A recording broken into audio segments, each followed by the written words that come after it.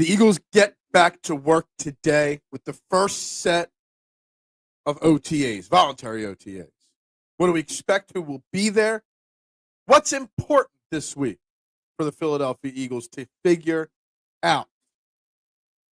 The Phillies open a 3-game set at home tonight against the Atlanta Braves, and I'm calling it right now a must-win series. Guys, trending in the AM on the STT Sports Network. We are live in 30 seconds.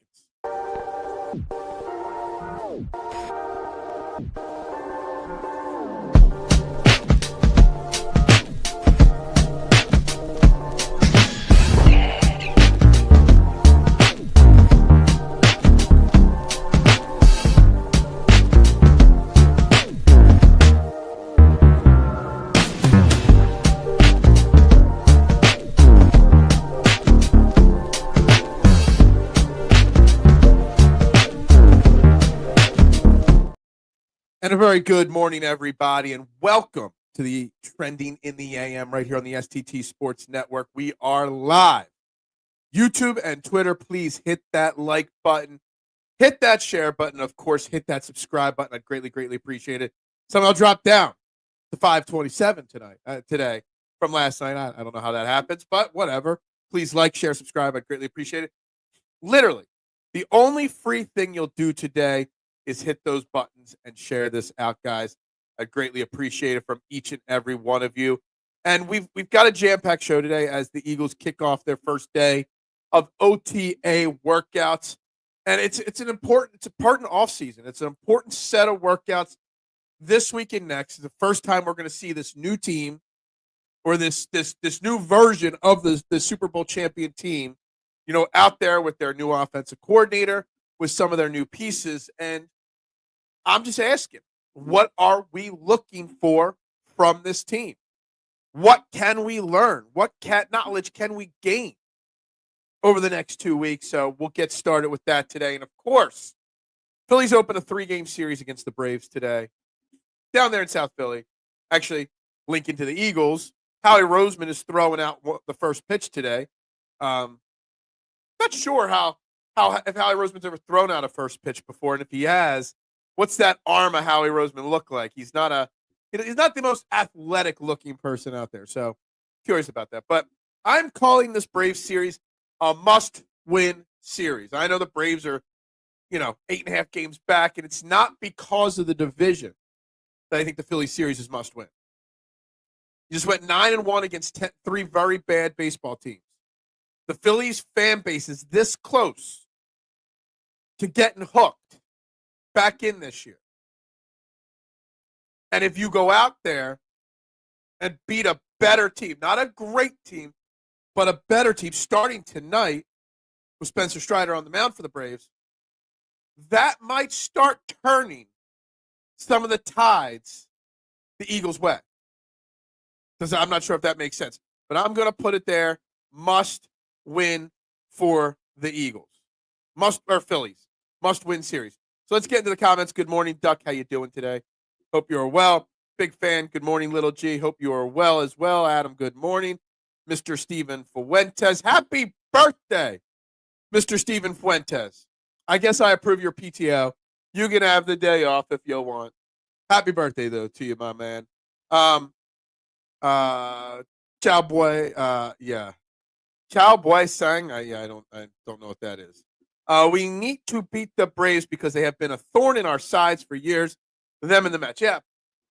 I think that not only is beating the Braves in a series, taking 2 out of 3 this week against the Braves, important for the fan base to get some confidence in this team, but it's also important for the Phillies to get the confidence. Beating a better team. Doesn't happen very often, right? So we've struggled against some good teams in the past. Last year, we were great in May. We were the May World Series champions last year, and then everything fell apart. So it's very important to close May strong to keep that momentum going forward into June and July. Very, very, very important series. Good morning, Josh Allen's Wasted Career. Hope you are well. Nooms, yeah, I don't know. I don't know if they're right or not, but sure. That's why you mentioned Clearwater, Josh Allen, yesterday. St. Pete's Clear. You're in Clearwater for Memorial Day. Clearwater's the best. Absolutely the best. All right. So we'll talk Phillies today. I want to start off with Eagles talk, obviously, and with the OTAs kicking off today. We talked about a bunch of stuff yesterday. I want to continue a lot of those theories and threads today about the Eagles defense first off. The Eagles offense only lost one player. Mekhi Beck, Tyler Steen taking over, presumptively, but they lost their offensive coordinator.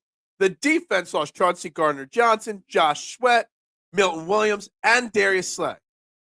4 guys, 3 starters, and 1 guy that was heavily used in the rotation. But they still got Vic Fangio. So I'm trying to figure out, as the poll question on YouTube says, will the Eagles defense be top 5 again this year or not, and how good they'll be? What is a bigger question mark that we can have some small start to answers through OTAs? This defense losing 4 of their top 12 or 13 got used guys last year, or offense where you didn't lose anything really, but you lost your coordinator. And last year, we remember the start of Eagles OTAs. What did Jalen Hurts say when asked about Kellen Moore? Oh, it's like 95% new stuff, right? It's not going to be 95% new stuff. And we saw Jalen Hurts in the OTAs struggle a little bit to pick up some of the new verbiage, the new style from Kellen Moore. And by training camp rolling around, he had it all locked down, and we saw how the season went. There's not going to be that much of a transition into Kevin Patullo as there was with Kellen Moore last offseason. That's why, to me, my bigger concern is even though the defensive coordinator is the same, you still got Jalen Carter, Quinion Mitchell, Cooper DeJean. There is enough change and turnover on this defense where maybe we don't see a top 5 Eagles defense again. Now, right now, there's 12 votes on the poll that's there on YouTube. It looks like there's 12 votes, 83%, so it's probably 2 votes no, but still top 10. 10 of you still think it's going to be a top 5 defense. I think there's a chance that there's going to be some early season struggles from this defense. Phil ate Memorial Day pizza. I did. Yes, I did. Good morning, Big Al. How you doing? OTA, cream rises to the top. I don't know if anything really rises to the top during OTAs. That's more for training camp. OTAs are more install the new offense, install the new defense, integrate the rookies with the veterans. There's no pads for OTAs. It's more install than anything else. I don't think we have lost much of our coaching staff other than OC and other offensive side of coaches. So what's more important, or what's a bigger issue? Losing those coaches but keeping the uber talented players, or keeping the system and losing a bunch of talented players, offensively and defensively speaking? Mathematically, this defense has to take a step back early in the season, according to Pina. And I think this is a very fair, very, very solid way of looking at it. It has to theoretically take a step back, but you still have Vic Fangio. And the guys that are here are another year versed in his way of doing business. And the guys you lost, in theory, some of them, their replacements were already even here. You're going to have 2 rookies contributing majorly, Jahad Campbell and Andrew Makuba, on this defense. But in theory, Josh Sweat's replacement was already here. In theory, Milton Williams' replacement was already here. In theory, heck, even Darius Slay's replacement was already here. Go Iron Pigs. Yeah, absolutely. We remember with all the young guys thinking it would be a huge learning curve, not many new faces in major spots. I think we are fine. Again, I'm not saying we're not fine. I'm not saying I have concerns about the overall season. My question is, what's it more important for this week with these OTAs? I was reading an article from Ed Kratz about, Kevin Patullo and the taking over, of the offense. And I'm going to read some quotes throughout this conversation. Jalen Hurts gave a starting assessment of Kellen Moore's offense last spring, said that 95% of it was new to him. It showed during a handful of OTAs and minicamp practices reporters were allowed to see. When Hurts returned for training camp 6 weeks later, the ball barely touched the ground. No interceptions till the last day. It took some time. Now, this offseason, we're being told that not much change is happening. The question is, how much change will be happening? If the Eagles had a minor league team, would it do better than the Flyers right now? Maybe. Where did that question come from? Where's that theory come from? I do think the NFL should have a minor league system, like a G League type league, just like the NBA. They install offense, you think? They install the changes to offense 100%. What's up? K1 says the Vanilla Gorilla. Yeah, that's another rookie that's going to play a major part. What's up, Brianna? How you doing today? Phillies, Tuesday night. That's right. Must-win series, Brianna, in my opinion. K1 in the Heezy for Reezy. What up? The Georgia Bulldogs are better than the Flyers. They are. They are. Good morning, Eric. How you doing today?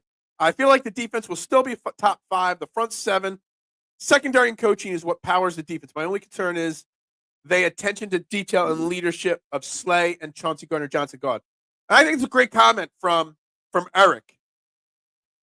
Can you become a leader in OTAs? The defense lost leadership of Darius Slay, Chauncey Gardner-Johnson. I'm going to add on to it Brandon Graham as well. Brandon Graham was a major leader of this defense. He is no longer around. Who is going to be the leaders of this defense? And over the next 2 days, does someone take that job? I believe Zach Bond in year 2 will be the number 1 leader of this defense. I'm just not sure how vocal he is to be the vocal leader of the defense. But on the field defense, he'll be the defensive leader. Jalen Carter last offseason talked about wanting to learn from Fletcher Cox to be a leader. Does he take the next step forward? We heard him say that last offseason. Then early in the year, he was benched for the start of a game because of being late for meetings or missing meetings or whatever. Do we see Jalen Carter's next step of development be his maturity and become the leader of this defense? Can a second-year Quinion Mitchell be a leader? I don't think so.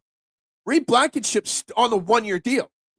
Reed Blankenship, can he be a leader when he's being told maybe that he's not part of the future of this team? Or they're not sure? Who are going to be the leaders? Zach Bond is one, and I think without a doubt Zach Bond will be a leader on this defense. But who's taking over for Slay and Chauncey and whatnot? I think it's a big, big question. Send your farmer guys to UFL. There's always a major change when you lose OCs and DCs on a team, even if they are installing the same thing. It's never exactly the same thing. Exactly, Duck. Never the same thing, and I think that's a big part of it right there. I truly, truly do.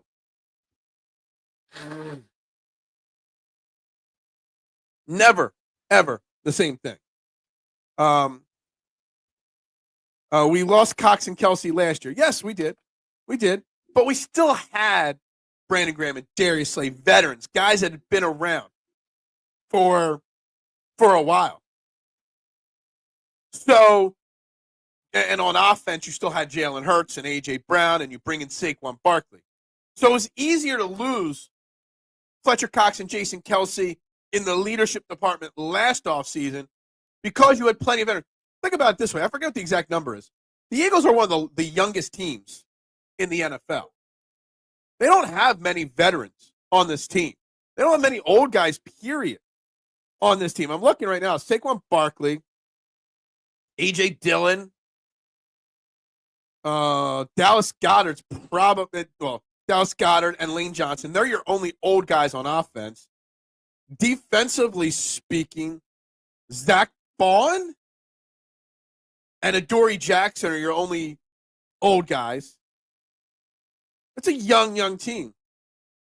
When a playoff team says there isn't much change when they lose OC and DC, it is just spin. I think that's fair. I think it's fair. We lost whatnot. Oh no, what? Not? I don't know. Guys, please, a lot of people watch it. Please hit that like button. Please hit that share button. Please subscribe. I'd greatly appreciate it. We lost key vet rotation pieces, but we retooled and added more players that fit the mold Vic Fangio. That's the part that's encouraging. Absolutely agree with you on that. We didn't lose enough that I feel. So the poll is getting dominated. Only 15 votes so far, but dominated with the yes, the Eagles will have a top 5 defense. I truly believe that there's going to be some hiccups early in the season. I don't think this is going to play out as a top 5 defense, especially considering the strength of schedule or the toughness of the schedule that we start out with. I think you're going to see some hiccups with Andrew Makuba or Sidney Brown starting at safety, with Keely Ringo as your starting cornerback. John Campbell learning the Fangio way, which he's probably getting a delayed learning experience because of the fact that, he's hurt right now. Of course that's right, Josh Allen. Uncle Vic is all about education. Absolutely agree with that. But they have Nick. How dare you question? Nobody's questioning Nick here. Stop. I know you're joking, but stop. Don't even joke about that crap news. Again, I started talking about it yesterday. I think Nick Sirianni's coaching prowess, coaching ability, coaching success, forgot to put the chat up on the board there, is extremely, extremely underappreciated still. Not just in this city, but league-wide. Let's be honest. He wasn't even top 5 in league voting for Coach of the Year last year. Very, very, very, very underappreciated Nick Sirianni and the job he's done. I think you still need edge and a pass-catching tight end. I think because we brought back Dallas Goedert, we're fine at tight end, considering that on top of Goddard and Grant Calcaterra, they have Granson, they have Bryant, they have 4 or 5 bodies there. Edge, we still might need an edge rusher. The problem is you got a lot of money invested in Bryce Huff, and you can't just cut ties with him, I guess. It's kind of difficult to just cut ties with that man. So I don't see them making much more addition at edge anytime soon. I still think there's a need for a safety, whether it's Justin Simmons or not, I don't know. And I still think you need more competition at cornerback. You might even need a running back. I'm not sure. Now, just remember, Brandon Graham's retirement doesn't go into effect technically till June 1st. So as soon as June 1st and all the post-June 1st cuts start happening, you're also going to get a free roster spot freed up because of Brandon Graham. So maybe that's when they're waiting to add Justin Simmons or whoever it may be. Overall, Eagles got a tad better, I think. I think that's a fair question. I'm writing that down. Are Eagles better?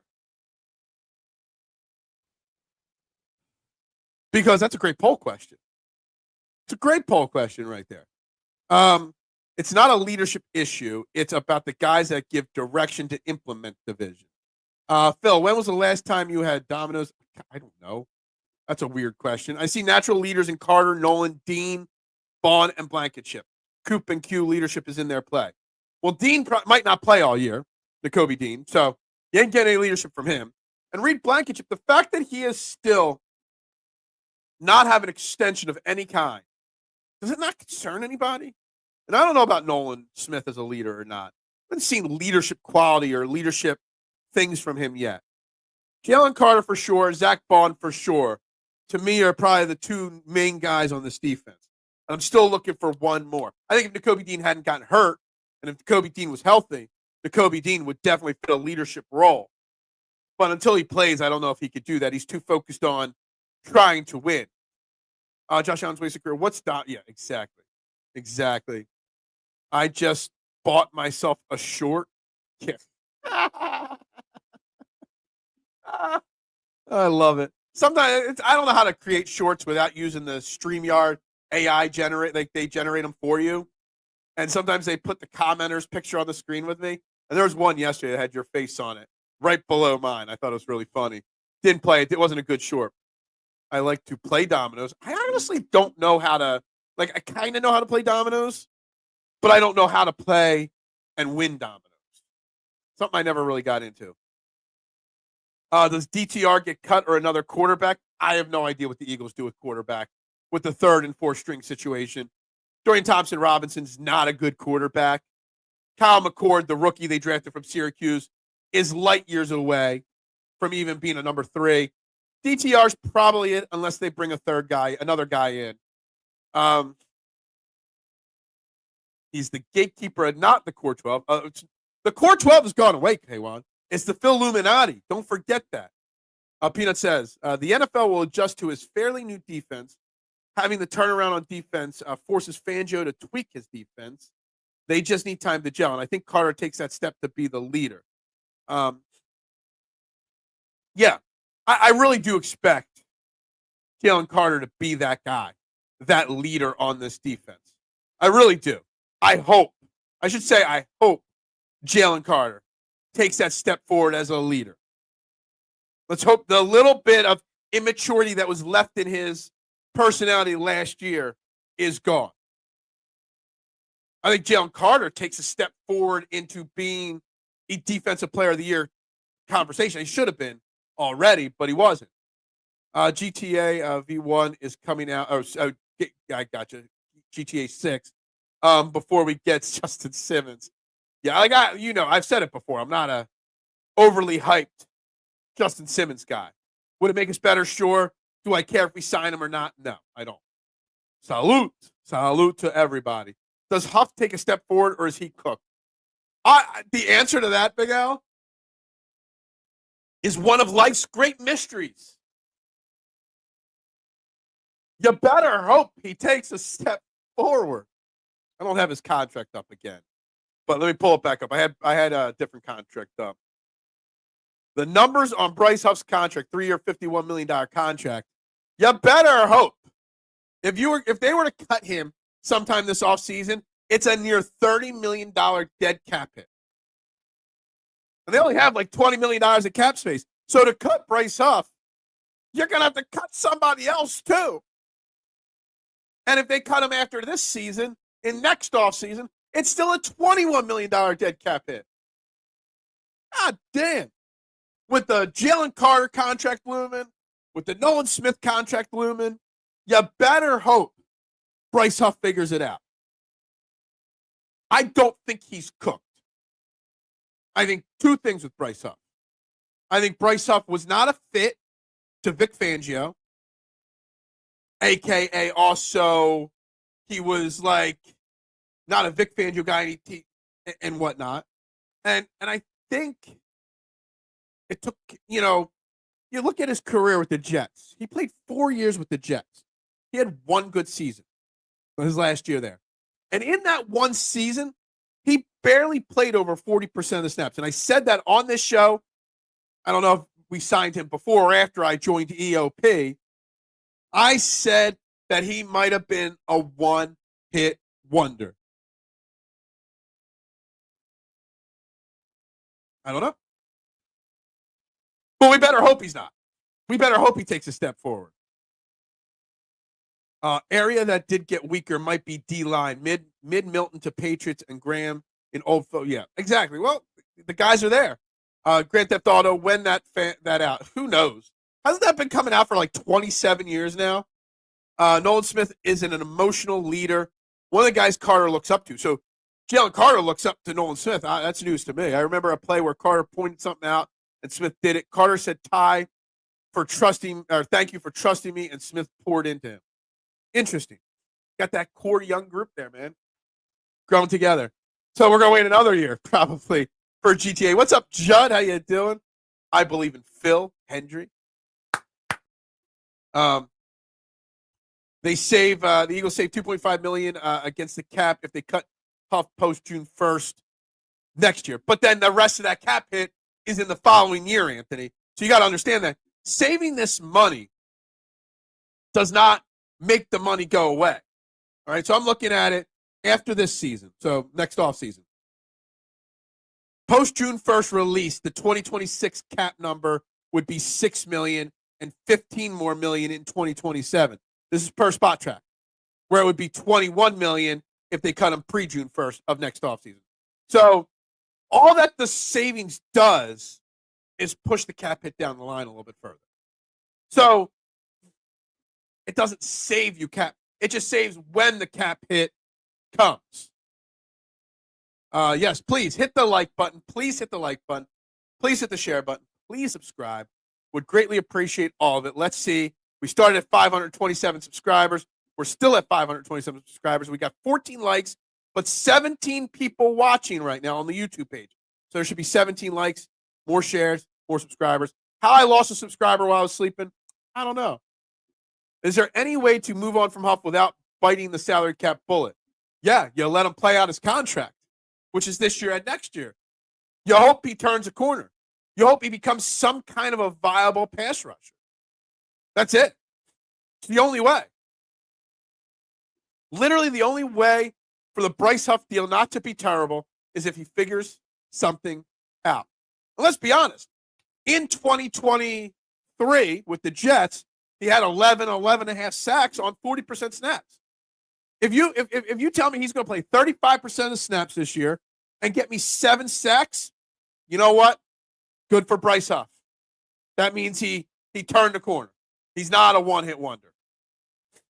Huff isn't a whatnot fit, a Vic Fangio fit. I think that is part of it, for sure. Tibbs finally plays his bench and the Knicks get a W. I hope the Knicks keep the stubborn. Yeah. Dude, I mean, I didn't watch any last night of the Thunder Wolves game. Obviously, Thunder won, take a 3-1 series lead there. Dude, is this going to be when the Pacers eventually win this series? Is it going to be the most lowest rated NBA Finals with the Pacers of all time? The Thunder, I love SGA, but his flopping's getting on my nerves this playoff run. Maybe I haven't watched enough Thunder all year or last couple of years to know that SGA was such a flopper. But man, these Eastern and Western Conference Finals are just runaways in each series.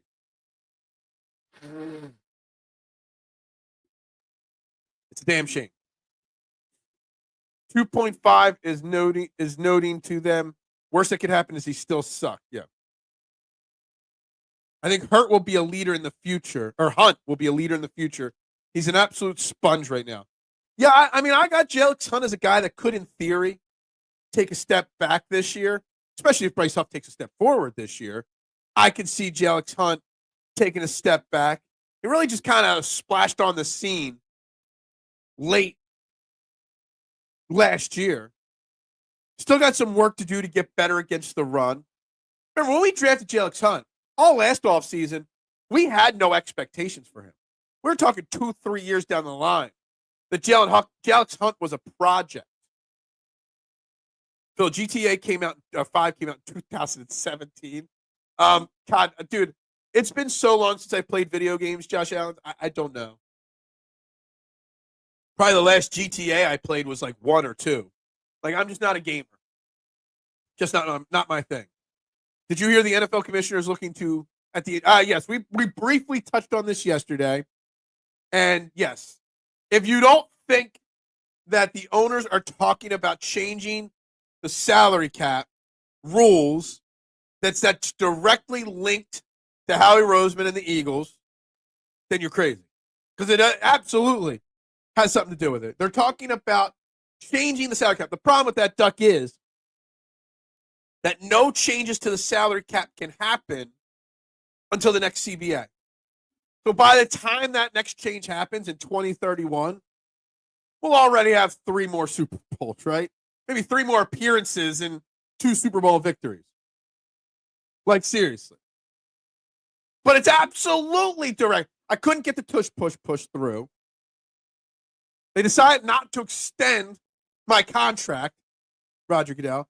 So let's find out what else we could screw. the Eagles. Maybe that'll win me some friends back. Jug Hunt is a rising star. Absolutely. So you might have to pick up a Stone Cold vest and get a pair of LA Knights sunglasses, and that will definitely stop you. Yeah. So you want me to go, yeah. What? What's up? Reality check. Good morning to you. Hope you are well today. Indiana versus Oklahoma is a real fan draw. Said nobody, Big Al. I mean, I'll watch a little bit because I would love to see TJ McConnell get an NBA title. That would be something right there. Tyrese Halliburton, who should be on the Sixers, always should have been on the Sixers, get an NBA title. Actually, I don't know about that. I think it would be a good series. Indiana plays good team basketball. They're a deep team. They got leaders, a great coach. OKC is a great team, though. OKC is just phenomenal basketball team. I have to go back after the show and look up who I predicted to win the NBA Finals or be in the NBA Finals. I got to do a better job of bookmarking stuff. Yes, reality is in the chat. All right, I got you. I've been slacking on the eye contact. My bad. My bad on the eye contact. We're 31 minutes in. If you haven't already, hit that like button. If you haven't already, share and subscribe. And guys, we got a poll going on the YouTube page. Will the Eagles defense be top 5 again in 2025? 17 votes in. Yes is at 88%. No, but still top 10. 12%. Nobody thinks this defense will struggle. Dude, I can't. You want me to remember predictions I made? When did the NBA season start? 47 months ago? God, you think I'm going to remember something I randomly projected? I predicted the Phillies or the Sixers would suck. I predicted the Sixers wouldn't make it. Yes, 2 states with populations that don't match New York City's population alone. Yeah. Now I got a good friend, Grant, who I don't think he lives in OKC anymore, but he lives about an hour away. He's a big Thunder fan. So maybe for my man Grant, despite the fact that your baseball knowledge is weak, because he still thinks George Brett's the better baseball player over Mike Schmidt. Hopefully he teaches his newborn baby better information than that. But for my man Grant, I would probably root a little bit for OKC. I'd be torn because of TJ McConnell, but probably. Those Thunder fans, they love it. I love Hunt, but if Azir or Uche come in here and kill it, I'm cool making Hunt a rotation for this year and let him learn a little bit more. I think this is a great comment from Reality Check. I predicted on Party on Broad show last week that I think Azeez Ojulari will be 3rd on this team in sacks when all is said and done this year. I don't know about Uche. Don't call me Uche. For the same reasons why I'm not sold on Bryce Huff's redemption. Because Uche was just like Huff, healthy scratches in the Super Bowl. He was a healthy scratch for the Chiefs. That doesn't say much about your skill set when you're a healthy scratch in the Super Bowl.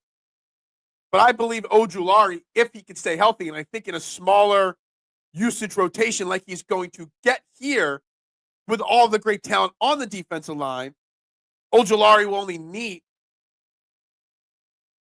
30%, 35%. I see Ojulari playing a Vinny Curry type role from like 2016, 17. That kind of thing. I think Ojulari's 3rd on the team in sacks. Great rotation on the edge no matter what. I think the word great with the edge position severely relies on what we get out of Bryce Huff. If Bryce Huff can give us 7 sacks and be a viable player, I do think we are pretty deep there. I agree. I got high hopes on Azeez. Yes. It's not that I have high hopes on him. It's more of a bold prediction, I guess. At this point in the offseason, it's all about bold predictions, I guess. But when you look at the guys on the depth chart, you look at the edge, you got Nolan Smith, Bryce Huff, you've got Ojulari, you got Jalix Hunt, you got Uche, you also have Antoine Powell Ryland, who some people are high on. Some people like him and think he could do something. You also have Jihad Campbell, who may slide outside occasionally.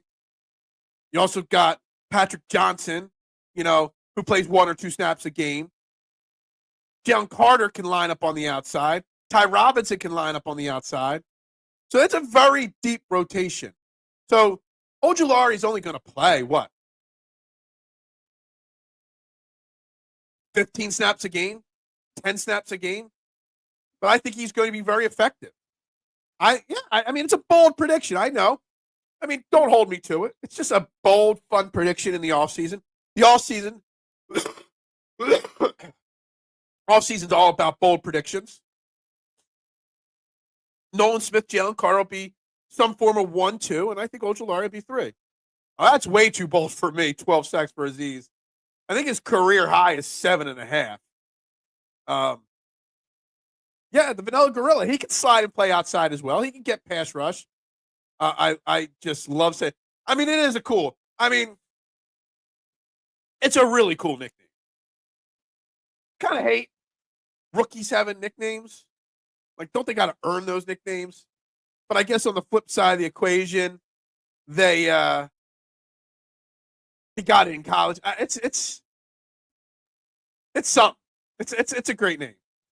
He had 6 in 10 games last year, and he was injured, so I want to see him fully healthy. Yes, and see, that's the thing. He's going to get a lot of. He's not going to get double teamed ever. Nobody's going to slide protections to him versus Jalen Carter or Nolan Smith. Oh, there's an argument to be made that maybe Nolan Smith, not Jalen Hunt, takes a step back because he's going to face more on the focal point of the offensive line protection. Who do you block? You block Jalen Carter. It opens everybody else up. It's a very tough matchup, the Eagles' defensive line, for any offensive line out there in football. Please, guys, there's 18 people now in the YouTube room. That means there should be 18 likes. There should be more votes on the poll. Shares. Please subscribe. 92 seasons since your Flyers or Sixers have won a ring. And the point is,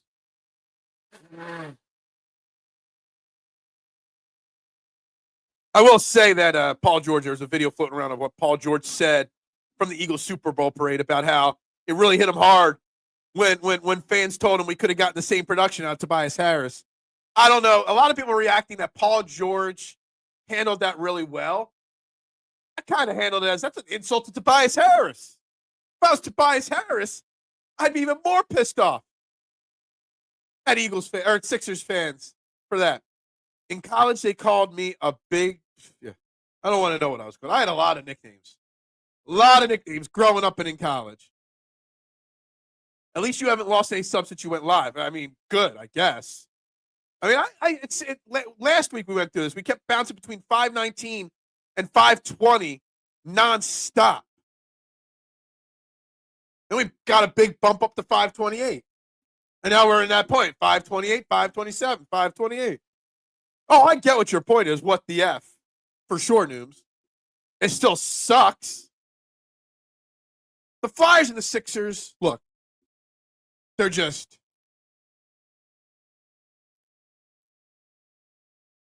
I don't care. I care a little. It's crazy. I care a little bit more about the Flyers than I do the Sixers right now. But I don't care. We keep forgetting Jordan Davis.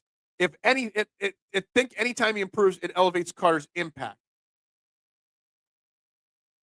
What will Jordan Davis's role be on this defense? I think that's a fair question, for sure. Jordan Davis is going to have to show he can play more than he played last year. It was just under 400 snaps. I forget the number, like 388.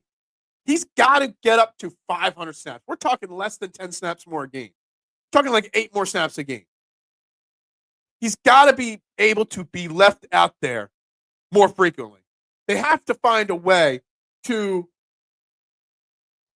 not just get him in shape, because he showed up last year into camp in shape. But he wasn't able to maintain the health and the shape, the physical fitness throughout the long growing process. So where I talk about Jalen Carter, it's a big year for him, showing he's the mature leader of this defense, growing up maturity level mentally over physically. This is a big year growing up for Jordan Davis physically. Going into year 4, next year they picked up his 5th-year option. It's very important for Jordan Davis to show what he is. And what is he? If he can get to 525 snaps, get up to 45% snap count like he had in 2023, and maintain that throughout the season, it's a huge win for the Eagles defense. That makes that defensive line even deeper. And I want Jordan Davis to succeed. Out of the players, what players are teetering right now in their career? Jordan Davis, Keely Ringo, Reed Blankenship to an extent, Tyler Steen. Guys that are going to have impacts on this team, good or bad, and what their future holds is determined this season.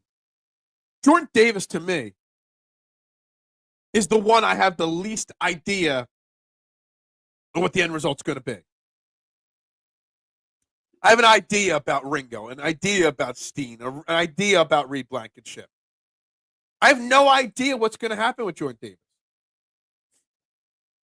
But he starts with his conditioning. Not coming to training camp in shape, coming in shape and maintaining it. Send a message and stop by. Look, I haven't been to a Sixers or Flyers game, Nooms, in, let's see. The last Sixers game I went to was the Kobe Bryant tribute game, which was 2020. The last Flyers game I went to before that. I barely watched Sixers basketball this year. I watched probably an hour total of Flyers hockey this year. I'm not buying them. I'm not giving them my pennies. Not at all. Sidney Brown is in that list as well. I was trying to rattle off that list. Guys at their career. I still think Sidney Brown would be more prominent on that list I named next year if he's still here. Oh, I think Sidney Brown's more in a position where, out of all the names I named, if you added him to the list, Sidney Brown might not even be a lock to make the roster. Is that crazy? We've crossed 20 concurrent viewers for the first time in ages, guys. So please, 20 likes should be on this video. Like, share, subscribe. Please vote on the poll, guys. Is it crazy to think that Sidney Brown, with just theoretically speaking, say the Eagles go out and sign Justin Simmons post June 1st, okay? And then you have Justin Simmons, Reed Blankenship, Andrew Makuba, and a bunch of other pieces. In my mind, there's a theory where Sidney Brown's not even a lock to make the team. He would be a guy I'd put on a roster bubble. There we go. Roster bubble. It's a poll. That's a power ranking. That's something. I want Paul George gone his way to soft. He never shown the ability to change his mentality since he's been in the league. People have been waiting on him to turn. Dude, Paul George got to go. He ain't going, but he got to go. Ringo had never been good, no cap. He was great college. And he's been behind Darius Slay and Quinion Mitchell and James Breber. He didn't have any time to shine. Now he's got time to shine. It's very easy to get pumped about Ringo's physical tools. I wish it was that simple with him. What did you say in the short video? Ringo's hips? You're not the only one that talks about Ringo's hips. I think Ringo is going to have a questionable training camp. And then about August 1st, you're going to see Howie Roseman bring in another veteran cornerback. And as soon as that pressure is there, Keely Ringo feels no pressure right now. He is not getting beat out by Adoree Jackson. There, I said it. Adoree Jackson will not start over Keely Ringo. But once he gets that pressure from somebody that could beat him out, then maybe that's where he takes the next step forward. You got to put pressure on these young kids. Paul George is no different than James Harden. He'll fake enough for 10 games max, then revert. True. Let's stop talking about the Sixers. Thumbs it up. That's right. Lots and lots of likes, shares, subscribes, please. Sidney Brown may just be one of those misses. Yeah, he might be. And you know what? What if he didn't get hurt, at the end of his rookie year? What if he had a full offseason of learning from Vic Fangio last year? I think the drafting of Andrew Makuba tells me a lot about what the team thinks of Sidney Brown. He might be one of the guys that's not on this team. come September. Running with the ones for now, isn't he? Well, I don't know. Hold on one second. Well, according to the depth chart on ESPN.com, however accurate that is, he is no longer. He was after the draft, but they've already moved up Makuba to the starting spot. He's listed as Reed Blankenship's backup. Tristan McCollum is listed as Drew's backup. Then Sam, and Lewis Sign are the third stringers right now. That's how ESPN has the depth chart right now. Big fan of Sidney Brown, but he's going to need to absolutely crush it on special teams.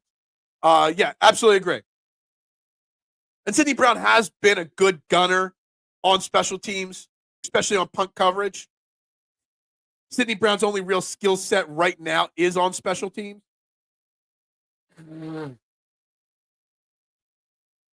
But there's a lot of new, younger guys, Smile Mondin, and the sign guy, that they really like. They've put a lot of time into developing Tristan McCollum. They're going to want to keep those guys over Sidney Brown potentially. Now, if they don't go out and get Justin Simmons or somebody like that, I think Sidney Brown's much closer lock to make the team. But at this point, he's got a lot to prove. It's another power ranking. Most to prove. Next comment. Paul George is a huge waste of contract. Yeah, absolutely. Why do people keep wanting? Just Nooms. You know what, Nooms? You ruined it. You brought the Sixers into the conversation in the chat, and you're ruining my vibe this morning with Sixers conversation. Sidney Brown has a playing style issue and needs to make better decisions when being a missile. Because the thing is, he's a missile. And I've said this since day one. When we drafted him and I started looking at his film and his tape from college, I said he didn't know how to throttle down. One speed all the time. When you're on special teams, you can be a missile. But when you're on defense, you got to know when to go fast and when to go slow. You got to know when to stick it in neutral and in first gear. You got to learn all that stuff. And he hasn't figured that out yet.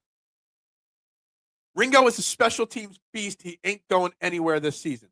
Ringo's not a special teams beast. He is your starting cornerback opposite Quinion Mitchell right now. No doubt in my mind that he is 95% locked into being a starter on this defense. Sidney has to play under control. I just think it sounds cooler to say throttle down and throttle up. But yes, he needs to learn to play under control. That would be the more technical term, K1. I don't disagree with that at all. Yes, Rasul Douglas is still out there. Go get Rasul Douglas. That's another name. Bring back that old timer. I wish Ringo could play safety.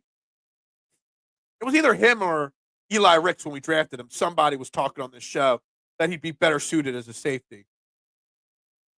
I'm so excited for training camp, getting to see the coaching staff age rapidly, trying to put the best of the best together. Good problem to have. Yeah, absolutely. Ringo gives me poor man's Richard Sherman. He's tall and lean and physical. I feel he played more man Ringo. If we played more man, Ringo would succeed more, but he's not a solid zone player. More technical than I have knowledge, but I've heard other people say similar things. He hasn't had a chance yet, but he's going to have the chance. And he's going to be, it's his job to lose, I guess is the way to say it. So we'll see. We'll see how the Keely Ringo thing plays out. Makuba is a free safety. Sidney's a strong safety, if that matters anymore. I don't think the days of free safety, strong safety, I just think they're safeties. You know, I don't think it really quite matters anymore. I think it matters more about what the defensive scheme is. And if they understand their roles in the defensive scheme. It matters to old heads like me. Yeah, it does. Good morning, Barb. How you doing? I had a nice day. We worked yesterday. Actually, a very busy day at the pizza shop from 11 to 4. So, yeah. I don't know how a 190-pound guy can play strong safety. I think he plays bigger than he is. Obviously, he's a very small guy, Drew Makuba. He's not that much smaller than Chauncey Gardner-Johnson. But look, Andrew Makuba wasn't on my radar for the draft. You all know it was Malachi Starks was the one I wanted. But the Eagles really like this guy. And I think it tells you a lot about Sidney Brown. I still think there's some story in all this safety talk with Reed Blankenship. The fact that they're letting him play still to this point on a contract, a one-year contract worth less than $1.5 million. Howie Roseman doesn't let this stuff drag on. Is there a theory that maybe Reed Blankenship doesn't even show up to OTAs because he doesn't have that contract? There's a conversation there too. Rasul Douglas is an empty tank. You still need a veteran presence in the secondary, I think. I do sound a little bit better. I was almost fully over it, and I feel like in the last 24 hours, it's kind of like coming back around a little bit. Still a little congested, but 1,000 times better than I was last week, Barb. Thanks for asking. Barb's the only one that asked how I feel. If you put Bradbury and Ringo's strength together, you'd have a hell of a. Well, Bradbury doesn't have any strengths anymore, right? So you're basically just talking about Ringo's strengths, right? Because Bradbury's washed at this point. We all know that. Howie loves those Chris Benoit-sized defenders. Are we really bringing up Chris Benoit? Really? Roseman is throwing out the first pitch at the Phillies game tonight again. Yes. So he's done it before. How did he do the first time or the last time he did it? So I asked this in the opening, the cold opening, the monologue. Is Howie Roseman athletic enough to throw a strike tonight? I don't know. I'm curious. I'm curious how also throwing out the first pitch is Johnny Gordeau. I can never say his last name. We'll say Johnny Hockey's dad and Howie Roseman throwing out the first pitch tonight. I love to see all the outpouring of support from not just hockey and Philadelphia, but sports all around this country, the support for the Johnny Hockey family. But yeah, Roseman throwing out the first pitch, so it's obviously not his first time. That's good. And guys, we're getting to almost the top of the hour here, and we're talking Eagles. Barb throwing the Phillies word out there means it's almost time to transition to a little Phillies talk. We can add that to the conversation. I feel that this series against the Braves is a must-win series, and you got to go out tonight, game one, and set the tone and beat the Braves tonight. If Howie is throwing, then Matty definitely needs to be catching. That's a first pitch I would watch. Matty who? Why am I not understanding who Matty is? I just want to know if he's a good first pitcher. I was sick all last week. And I finally started to get over it, but kind of feel like it's starting to, like, I'm going. Nope, I'm still not going.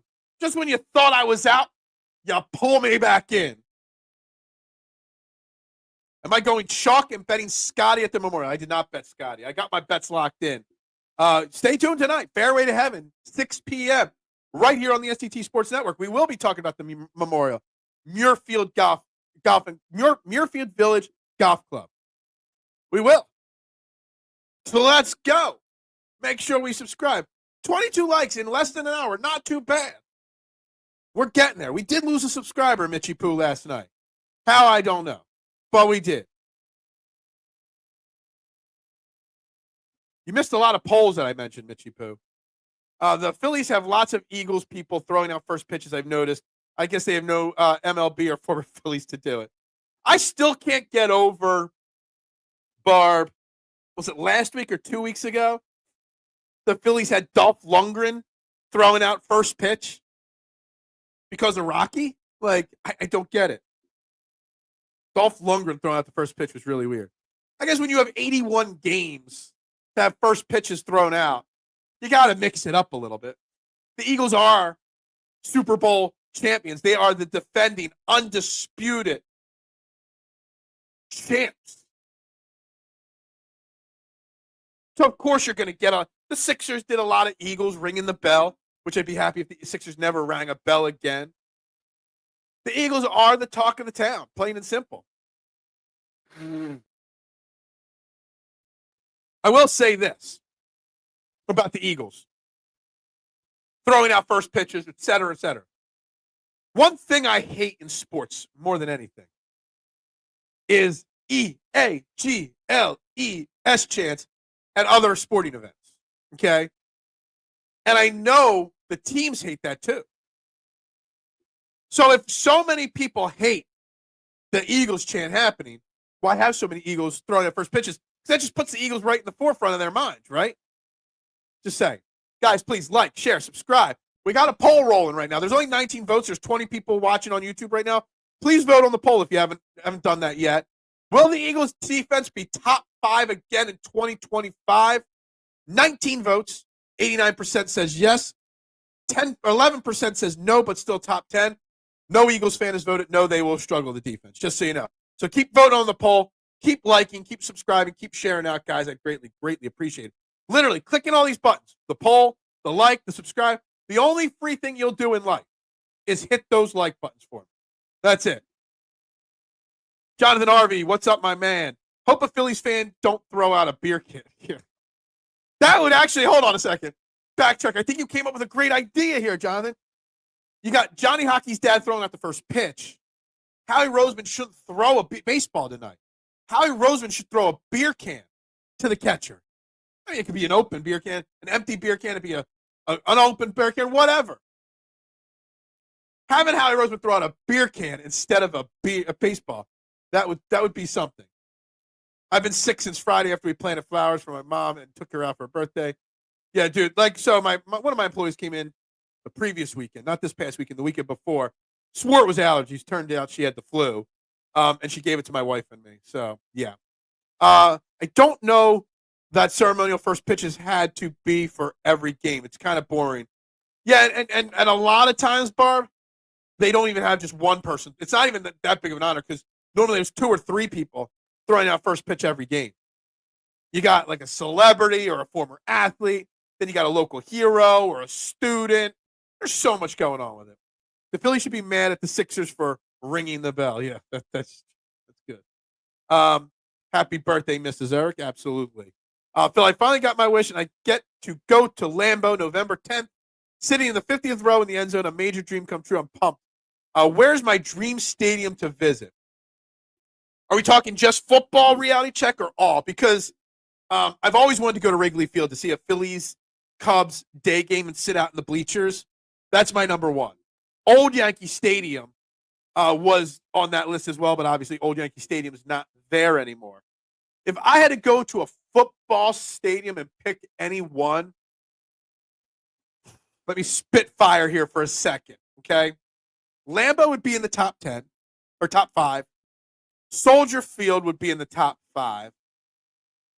But I'm going to say a toss-up. I'm going to give you a tie at first for different reasons, though, okay? I want to go to Cowboy Stadium and see an Eagles-Cowboys game and go dressed head to toe in Eagles gear just because. That would be a top tie. And I want to go to Kansas City to see a football game.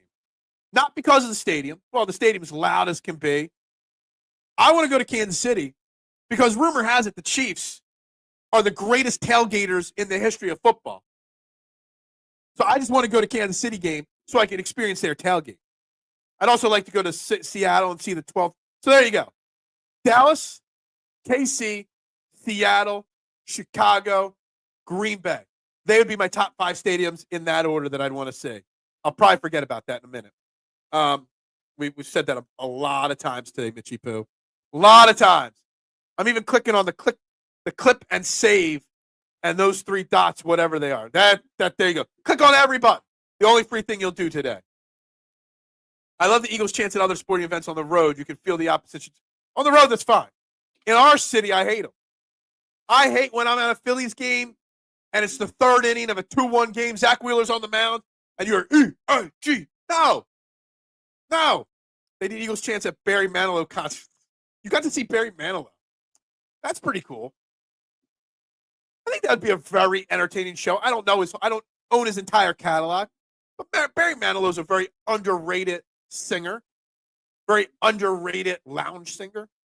I've been to Fenway and Camden as well. Neither in a very long time, but I've been to both those places. Fenway was a pretty big moment when I got to do that. I was very young at that, though. The whole Phil Illuminati should throw the first pitch just to mess with Park. Yeah? Is that what it is? I would want to go to L.A. and enjoy taking over the stadium. Yeah, I don't know. Maybe. Absolutely, Eric. Make it happen. Get right on it. Have your people call their people, and have their people call my people, and we'll make it happen. Would love to go to a Bills, Bears, and Seahawks tailgate as well as the Bills. Would be awesome. I'd love. See, the thing with going to the Bills game, reality check, you put a few beers in me in a tailgate, I do some dumb things. You put me at a Bills tailgate with a few beers, you'll see me going through a table. Hell, I'll let somebody 3D me through a table, and it would just go bad. I just fear that whatever would happen with me at a tailgate in Buffalo would not end well for me. Hate to say it. That's why I eliminated. When I was naming my names, the Bills were on that list. But I'm like, nah, I can't let that happen. I'm writing this down. Cowboys, Chiefs, Seattle, Bears, Pack. That's my top 5. I had to write it down so I don't forget. I did have a bet going once a very long time ago. I think it was with Johnny Uleka. He predicted it was going to be a Bills-Bears Super Bowl, I think it was. I think it was like 22 or 21. And I said that he could put me through a table if that prediction came true. Maybe it was just the Bills. I don't even remember. I forget what that was. I do remember it couldn't have involved the Bears. It had to involve somebody else because it got really close. And it was the year of the Bills-Chiefs playoff game where they went back and forth, and the Chiefs won it. And that game, I was like, oh, geez, this is going to happen. I'm going to have to get put through a table. Phil, let's drink the boot and take on the table. No, I'm 44 years old. I got the body of a 70-year-old man. I got the injuries of a 90-year-old man. You put me through a table, bad things happen to me. I don't want to see it. Phil takes down the Bills Mafia. I mean, I've got the real connection. So they got nothing on me. NFL stadiums are a little too rough for me. MLB is fun. Stadiums in general are too rough for me or just too big and too crowded for me. That's why I go to so few stadiums on a regular basis. I don't want to get 3D through a table. I'm not making any bets of anything of any kind ever again that involve physical harm to me. Too old for this shit. The only bets I'll make will involve shaving my beard. That's the only thing that's the only thing I have to put on the line. That and money, and I don't even have much of that. Stop. No, you take one for the team. Hell no. That ain't enough subscribers. You're saying there's 52 more subscribers? No. 52 subscribers ain't nothing. You get me at 56,900 subscribers? Sure. In the next 2 months, absolutely you can put me through a table. Get me to 69,000 subscribers in 69 days. And then you can 3D me through a table. But that's it. Hell, I bet you if you put that out there and make it happen, you could probably get Bubba Ray Dudley to actually be the one to put me through the table. 69,000 subscribers, 69 days. Mitchie Poo and Devon Dudley or Bubba Ray Dudley can put me through a table. Let's bring back a doomsday device for the Road Wars. That's a dangerous one. Hey, when you get close, that's the one where you get clotheslined off the top rope. Then you got flipped backwards. You land on your neck with that one. PBT equals Phil, Bills, and tables. No. 42, 52. Who's counting? Whatever it is, it's not enough to put me through a table. I don't even like walking up stadium stairs, so I definitely ain't going through no table. Dude, I can't. The worst decision of my life was buying a house that wasn't a rancher. I got to walk upstairs to get out of the basement. I got to go walk upstairs to go to bed. When that gummy kicks in, man, it's tough to get up those steps. I'd love to see you clean shaven. I bet you I look a lot more than 10 years younger. But something good would have to happen for that. This is my identity. It hides my face. All you can eat at Fox's Pizza when Mitch gets. No, I need to get the 69 subscribers. And I bet you Mitchie Poo could eat a lot. Because we're way. Hey, it took an hour. But we got off topic. It took a full 60 minutes to have this show go off the rails. So I do love that. We are at the top of the hour. I missed the reset. You're watching Trending in the AM right here on the STT Sports Network. Like, share, subscribe. Free to do. Vote on the poll. Still stuck at 19 votes on the poll. Let's see on the likes and subscribes. Still at 527. We're still at 22 likes. So, guys, make sure you're clicking all those buttons. I'd greatly, greatly appreciate it. We are obviously talking Eagles football. We are talking the Eagles defense. We're talking put me through a table. And I'm throwing the question out there to the Phillies fans out there. Do the Phillies have to win this series and take 2 out of 3 against the Braves? And I say the answer is absolutely they do. If the Phillies come out and go 1-2 against the Braves, despite having just gone 9-1 against 3 very bad teams, that tells us the true meaning of this Philadelphia Eagles team or Philadelphia Phillies team. So we need the win tonight to start this series off. I agree. Where are the escalators at? We spend so much money. Yeah, come on. Escalators, more elevators. Oh, get some go-karts going around and drive me up the thing. Anything. I ain't going through a table for you, Mitchie Poo, unless something magical happens. And you don't know how to perform magic, okay? Like real magic, not fake magic with the plastic thumb. Phil, the Braves aren't good anymore. It's not a big series, especially in May. I hear that. I was hoping someone said this, Barb. The Braves aren't that good this year. But we've struggled against them for a long time. We lost 2 out of 3 earlier this year to them. Okay? It's as important for the fan base as it is to the players and the team to keep their confidence. That's what it is. It doesn't matter. The wins and the losses don't necessarily matter as much as the confidence builder. Winning this series. When do we play the Mets next? Winning a series against the Mets and the Braves to build the confidence of this team up and the trust of the fan base is what I'm getting at. Phillies don't have to win the series, but they will, but in your own words. Exactly. It's not about their placement in the standings or getting 2 more wins versus 1 more win for the standings. We have struggled against the Braves a lot over the last how many years? I'd be saying the same thing whether it was the Braves or the Mets this week. And I don't even know when the next Mets series is. It all comes down to building confidence just as much for the fan base as it is for the team. Oh, we can beat the Braves. Clean-shaved Phil looks like a 19-year-old ball boy. I don't know what. It's not good. We'll just say that. Everything I love to be taken to my seat by a horse. You want a horse? My wife would say a donkey, but anyway. How many subscribers would it take for you to take a chop from Gunther? God. At least the table would be gimmicked to break.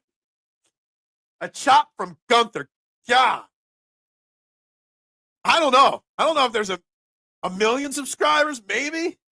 Like, you're asking a lot there, Mitchie Poo. I don't know if there's anything that hurts more in wrestling than a Gunther chop. Other than dropped on your head like Chad Gable was last night. The Iron Pigs are head and shoulders better than all other AAA teams at the point. Hey, I'm just watching. I only watch the Iron Pigs when Andrew Painter's pitching. 69,000. Phil goes through with a green golf jacket. Sure, absolutely. Mets just played Dodgers and Yankees. I've noticed they play the Dodgers in L.A. Next week. Okay. Phillies have taken the Braves out of the playoffs 2 of the last 3 years. Yeah, I don't know. I don't know if fear is the right word. I want the confidence, Rick. I want the confidence to know that they could beat this team. And despite the playoffs, I still don't know if they feel that way. I don't know. Or maybe it's me that doesn't feel that way. Maybe it's Mr. Negadelphian, and I can't help that. I'm trying. I'm trying to change my Phillies feelings. I really, truly am. I'm working on it when it comes to the Phillies. I'm trying to be better when it comes to the Phillies. It's just not there yet. Tonight, 6:45 TBS, Ranger Suarez takes on Spencer Strider. Ranger Suarez, let's see here. I got to refresh them. Spencer Strider must not have pitched much. He's only got 9 innings pitched this year so far. Ranger Suarez pitched well in that game against the Rockies. He's had 2 really good starts, 1 good start, and 1 not so good start this year. It's a big game for Ranger Suarez to continue building. Let's see what Spencer Strider's done here. So he's pitched twice. He pitched in early April. I guess got hurt and just came back in his last game against Washington 7 days ago. We know Spencer Strider's a good pitcher, though, obviously. AAA is where the old guys and failed draft picks play. AA is where the talent is. Well, Andrew Painter's in AAA. So that's where the talent is right now. I have a ton of confidence in the Phillies, this Phillies team. Get on the bandwagon now. You won't regret it. I'm there. I'm almost there.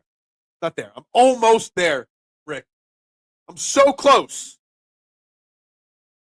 with this Phillies team. So close.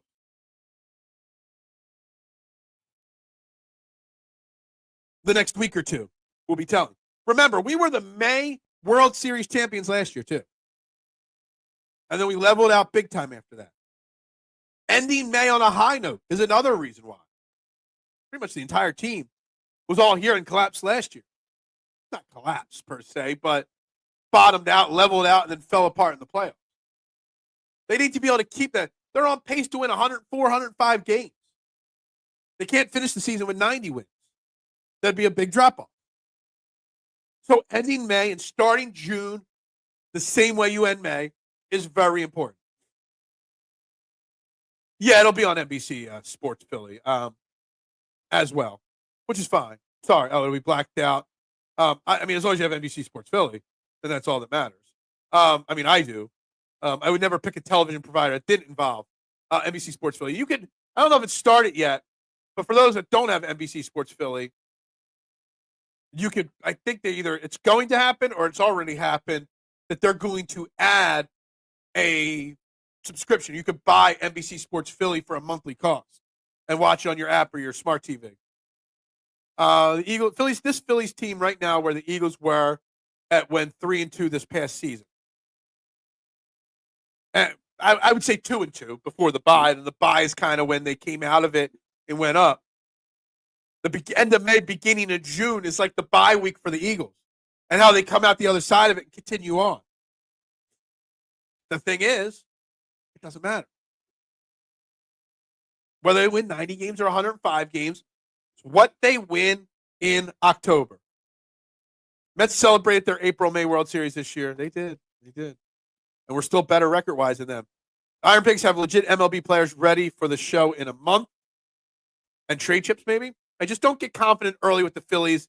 They had a knack for breaking your heart over and over. And reality check, this is the constant battle between me and Rick on this show, is that Rick has the undivided confidence of this team, despite all their end-of-season struggles over the last 3 years. Me, I see the struggles, and I've been scarred. The Phillies are going to have a Ludwig Oberg kind of season. I don't know if that's a good thing. Rick won't understand that reference, but I don't know if that's a good thing. Come in with all the hype and be very mediocre. If it doesn't matter, then why are you so concerned about this series? I've explained that. I said, for the players, their confidence, for momentum. You also don't want to get the Braves confident in themselves. The Braves come into Philly and beat us 2 out of 3. They're pumping their chest. It doesn't matter the regular season wins and losses. But building things, building confidence, building on the great offensive performances, building up the bullpen, confidence, those things do matter. So there's a difference between wins and losses not mattering, but winning to build confidence, that does matter. Seems like the Phillies are celebrating, though. Yeah.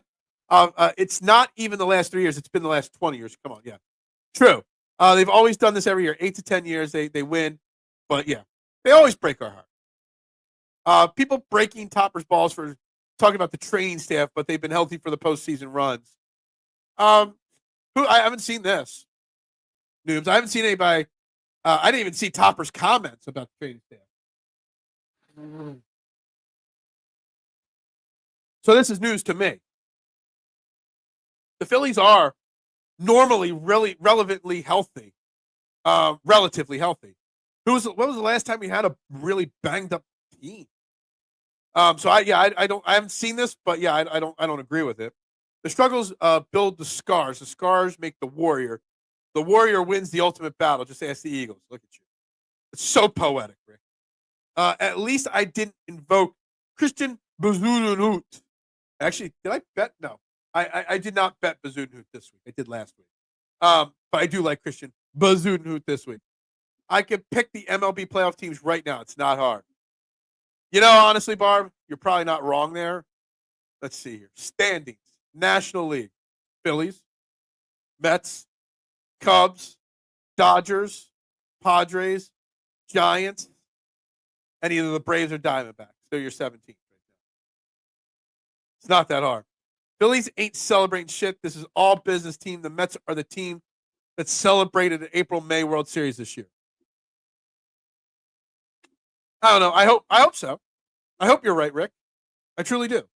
I hope you are right. But we won't know. We won't know for a long period of time.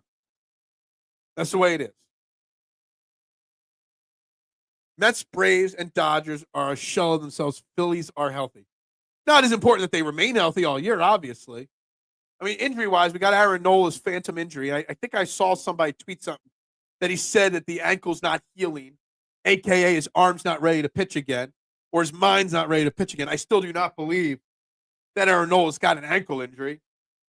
Ranger Suarez is back to being healthy. Alvarado wasn't hurt. He just got suspended. So knock on wood, they stay healthy. And honestly, Bryce Harper, outside of his Tommy John surgery, been healthy. Alec Bowman, Bryce's stock got banged up a little bit last year at times.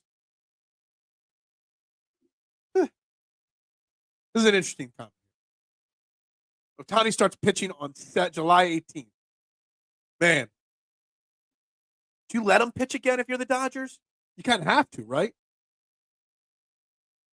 I don't know if it's technically in his contract, but he said he only wanted to play baseball in MLB if he was allowed to do both.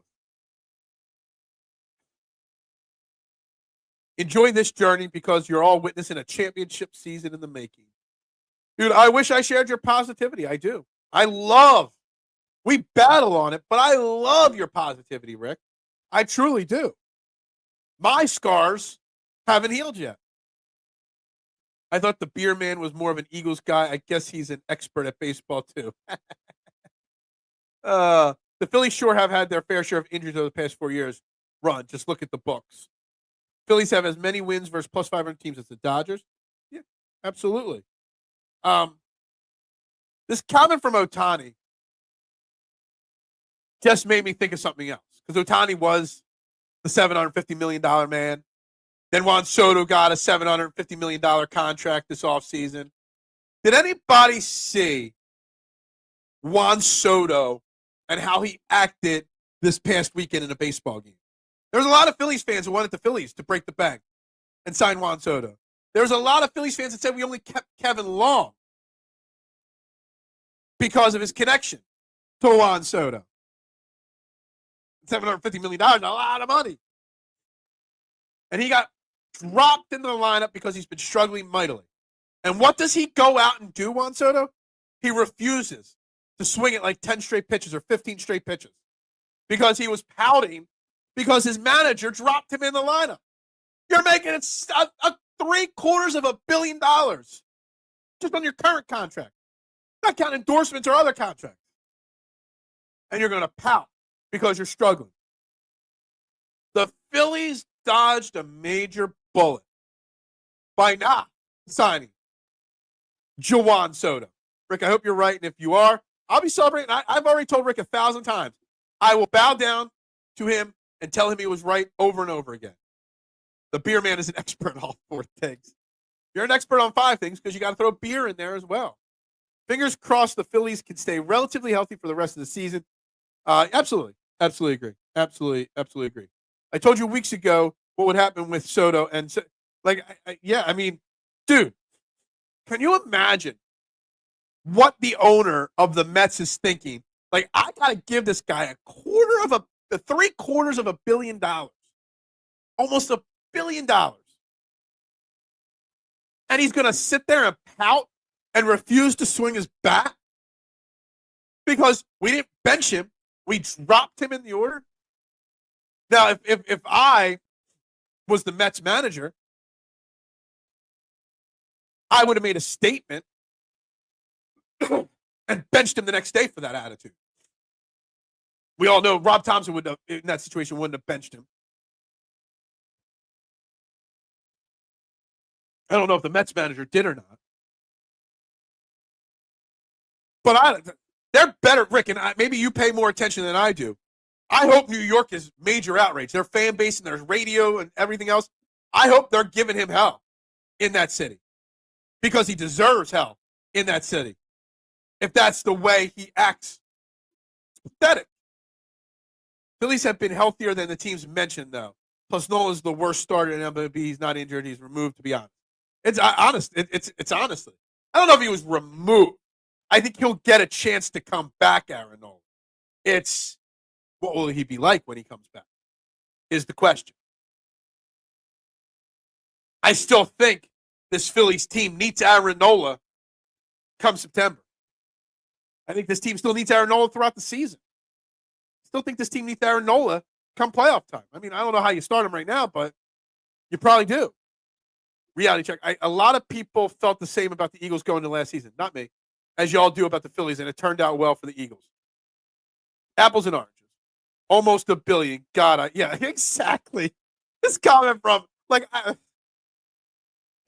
I think everybody here effed up in life.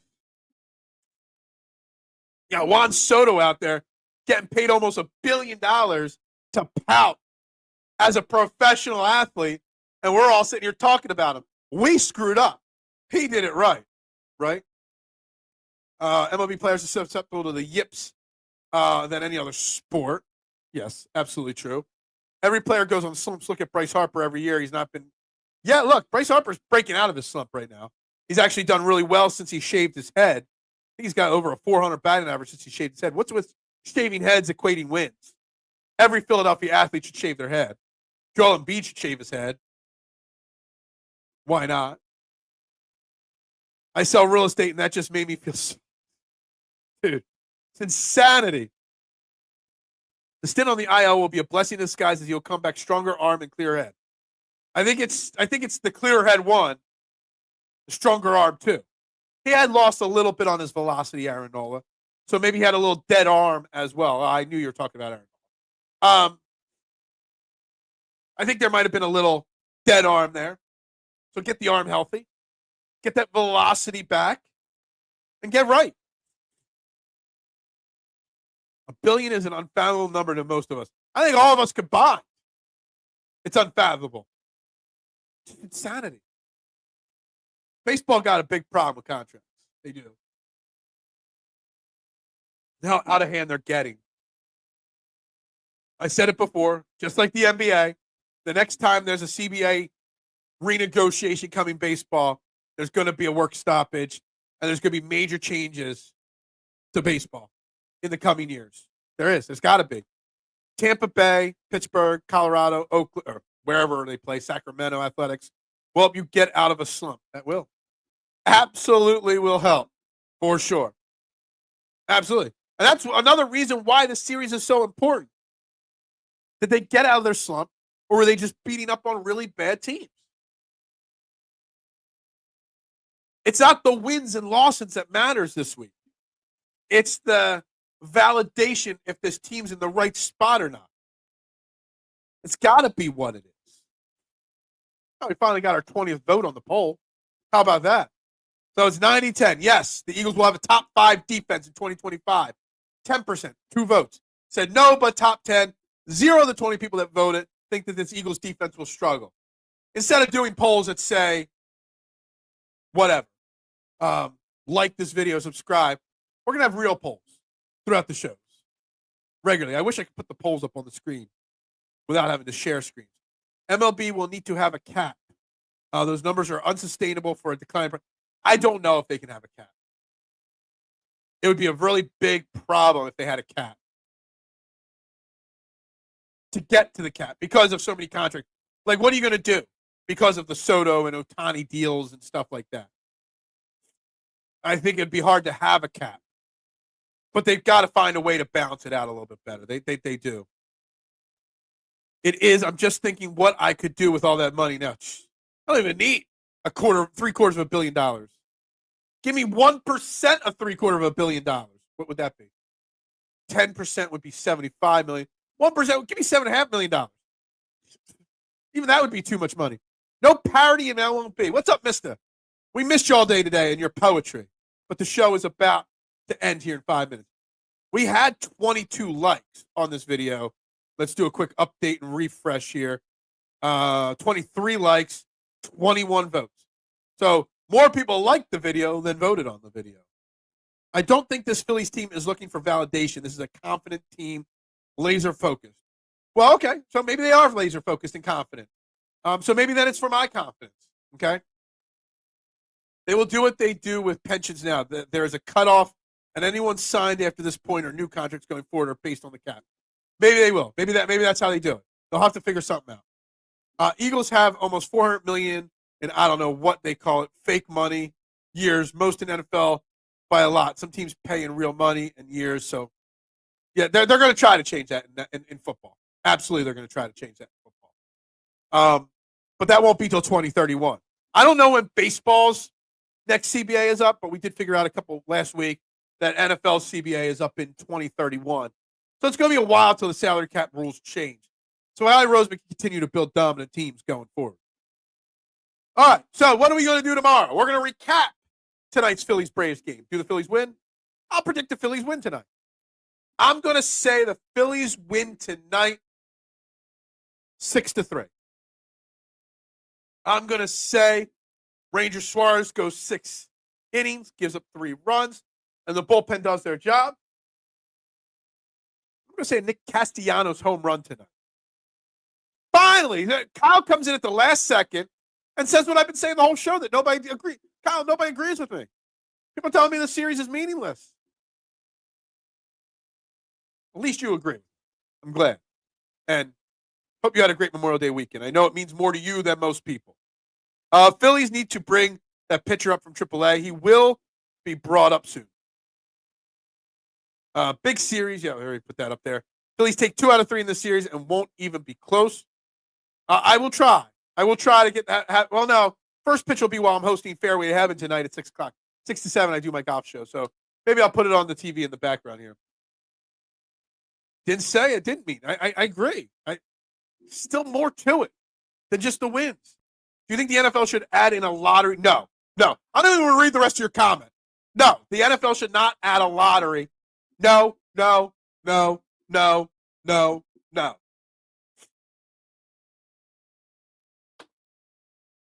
All that does is make you want to tank even more to get more ping pong balls.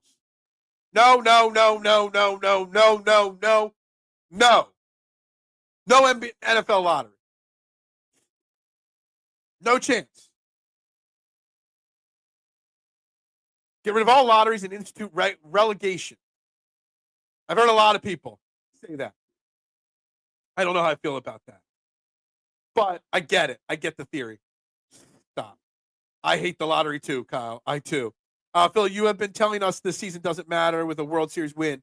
That's why we don't take this series serious. I get it. But I think this series is important for building to what you guys all think will happen, which is the World Series. It's a building block. It's a stepping stone. It's not my thing. I just no. I know it's not your thing. I'm just so passionately no on the lottery. That's it. So what will we do tomorrow? We'll recap tonight's Phillies game. We'll talk about it. If it's a loss, it'll be the end of the world. If it's a win, it'll be meaningless. Just kidding, Rick. whatever reports come out of first day of OTAs, I'm sure all the great beat reporters will have great reports all over social media today. So we'll talk about practice. Yes, we'll talk about practice tomorrow from Eagles' first day of OTAs. Who knows what, but we'll see. Say no. No. I'm not even going to say the number. We just played 10 games against below average teams, need a home series win. Exactly. I agree. We're into overtime here. So I got to wrap this up. I got to get to work. Sometimes I got to actually make money. I got to pay the bills. We don't have 69,000 subscribers, Mitchie Poo. So with that being said, guys, back tomorrow with another jam-packed episode tonight, 6 p.m., Fairway to Heaven, talking the Memorial. Like, share, subscribe, guys. Have a great day. Go Birds. Bubbles up.